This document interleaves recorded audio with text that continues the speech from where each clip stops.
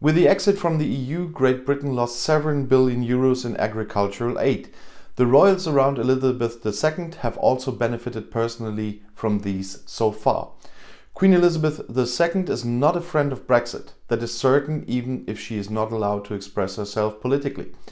When she read out her government's Brexit plans in her blue-yellow coat hat combination, which has become known as the Europe outfit, this was seen as the greatest possible nod towards Brussels in 2017. With the exit from the EU, the British not only lose access to the European internal market and are no longer part of the European Customs Union and the European Union Peace Project, there will also no longer be any billions in subsidies on the island. And the Queen also benefits from them personally. Every year, their farms receive millions from EU pots.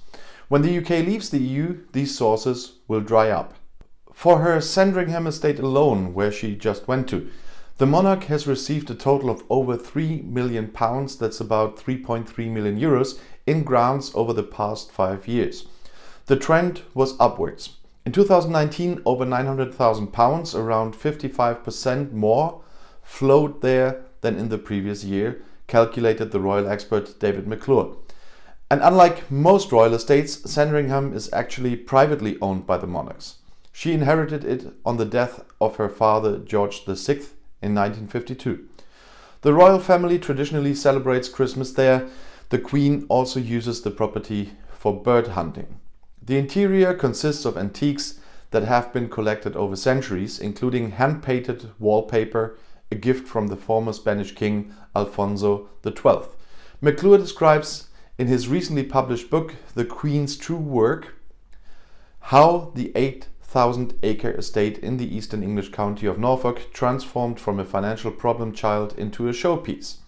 According to McClure, the restructuring initiated by the royal husband, Prince Philip, should have contributed to this, but above all, the accession of Great Britain to the EU in 1973.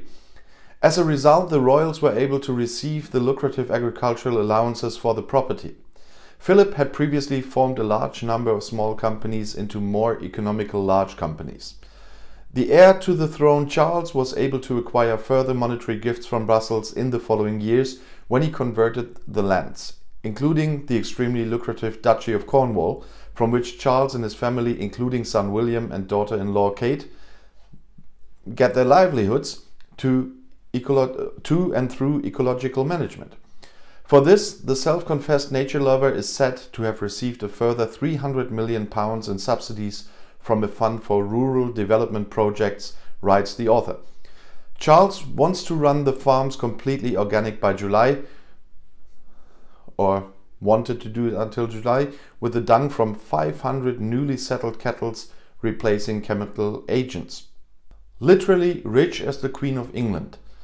And before someone complains again, the usual wording here in Germany is Queen of England and not Queen of Great Britain and Northern Ireland and head of the Commonwealth and whatever.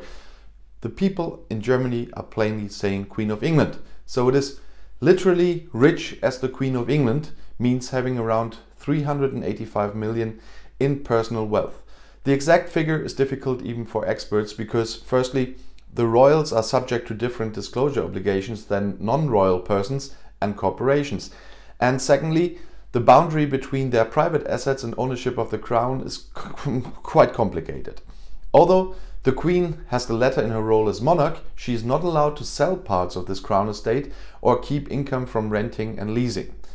This crown estate includes castles, entire streets of London and half of the British coast, including the seabed up to 12 miles in front of it. Well-known assets are Windsor Castle, where the Queen stays during the Corona crisis and sometimes rides in the garden, and Buckingham Palace in London, in whose large green spaces Prime Minister Boris Johnson completed his sports program during the pandemic. The Queen will be able to cope with the dwindling sources from Brussels, especially since some of the old lands and properties are now in a much better condition than they were a few decades ago, thanks to grants from Brussels. For British farmers, on the other hand, EU funding will cease to exist with Brexit. For the time being, the British government wants to pay for the around 3 billion euros in agricultural subsidies that are missing. So there should be no financial collapse for farmers at least until 2021. They should then prosper, announced the meanwhile retired Finance Minister Sajid Javid shortly before leaving. And the country, which was a net contributor to the EU, could better dispose of its funds. The Queen is likely to stick to her unspoken opinion, and despite all the compensation, she will not become a friend of Brexit. After all, there's more to it than just subsidies.